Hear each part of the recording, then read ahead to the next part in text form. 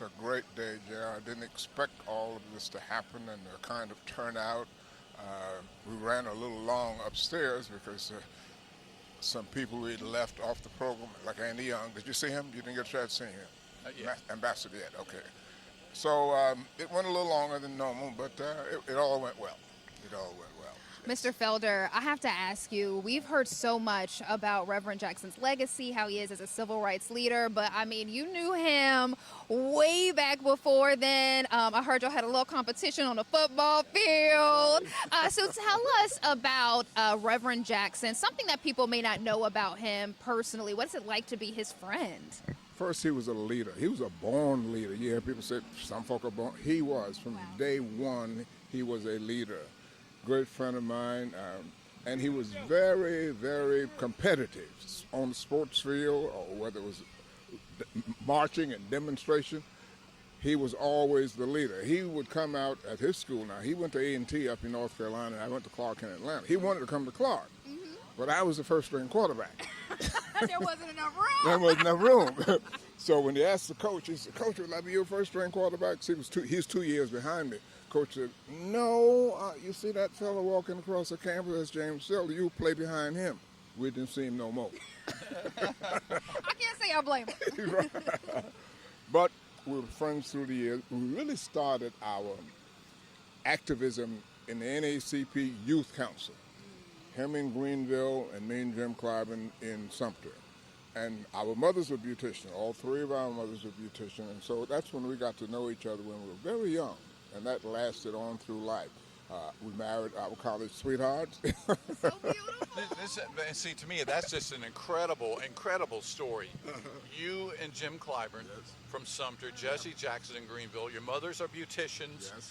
You all hook up that way as children. Right. You grow up, you become adults, and look at the accomplishments of each of you, the historic accomplishments that you have done, that Congressman Clyburn has done, and of course the Reverend Jesse Jackson. I mean, it's like a made-for-TV movie here. Really. Well, it is, in a sense. Jim Clyburn and I always tell people we started our political careers in Sumter at the NACB Youth Council. Then he went to Orangeburg and did sit-ins. I went to Atlanta and did sit-ins. Jesse went to Greenville and did Greensboro and did sit-ins up there. So our lives kind of converge in many directions. But the most important thing that I remember Jesse about was when we did those campaigns to get corporations to do business with black people. They weren't doing it. And so we went on a trek and caused the soft drink industry, Coke, the beer industry, Budweiser, to finally give up some franchises to black owners. And then we went into fast food. McDonald's, you see these McDonald's and Burger Kings here in Columbia, you got some black folk who own them now. It didn't happen before, but all because of Jesse, and he dragged me along with him. I became his chief investigator during that period of time. I spent 3 years in Chicago with him during that period. And when it was time for me to leave Chicago to come back home, he didn't want me to leave. He said, "Oh, homeboy," he always called me, "you can stay with me a little bit longer." I said, "I got a teenage son, and he's acting up, and his mama's giving his mama trouble." We stopped talking to each other. Then one day the phone rang. "Homeboy, we got to stop this no-talk policy." I said, "Hell, I didn't stop it. You did. You started it." And we were all right ever since that point. Yeah. Oh my goodness. Now, let me ask you this. Your paths converge as JR laid out. You're in different places but fighting the same fight. Yes. What type of encouragement were you and Reverend Jackson and Representative Clyburn giving to each other back then? But also, I mean, the fight in different ways is still going on now. How does that encouragement continue? It continues, I guess, out of our love for doing things for the underprivileged or for the folk who are at the bottom rung of the ladder. When we grew up, our mothers were beauticians, so that was kind of upstart business, middle class is what I'm looking for. And so we didn't suffer as much as other kids did because we had mothers who owned their own businesses. All of the newspapers that would come in would come to my mother's beauty shop, so we became a library always in the beauty shop. And that's how we learned about what was happening in the rest of the world. We used out of Chicago, the Chicago Defender, Amsterdam News, Atlanta World. So we learned what was happening in the rest of the country. And people, her customers would come in. They had time, even though they had long waits, to read those newspapers. Jet, Ebony Magazine, it was there. So we were like a community library, yeah. But Jesse and Jim Clive and myself, we kept in touch, even though we were in different cities, but we still had something in us about taking the next step, about going the next step, yeah. So you've got a person you're going to be interviewing in a few minutes who knows Jesse very well, Dee Dee Wright. Okay, Greenville.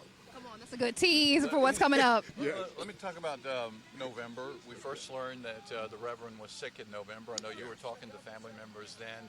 Somehow he finds the strength, because we thought we were going to lose him in November. That's correct. But somehow he found the strength to get through Thanksgiving and Christmas and the New Year. It had to be a blessing for the family for that to happen. Well, it was, and I was just devastated when I got the call at 4:30 in the morning 2 weeks ago that he had passed. You know. Now, Miss Jackson is not here. You know that, right?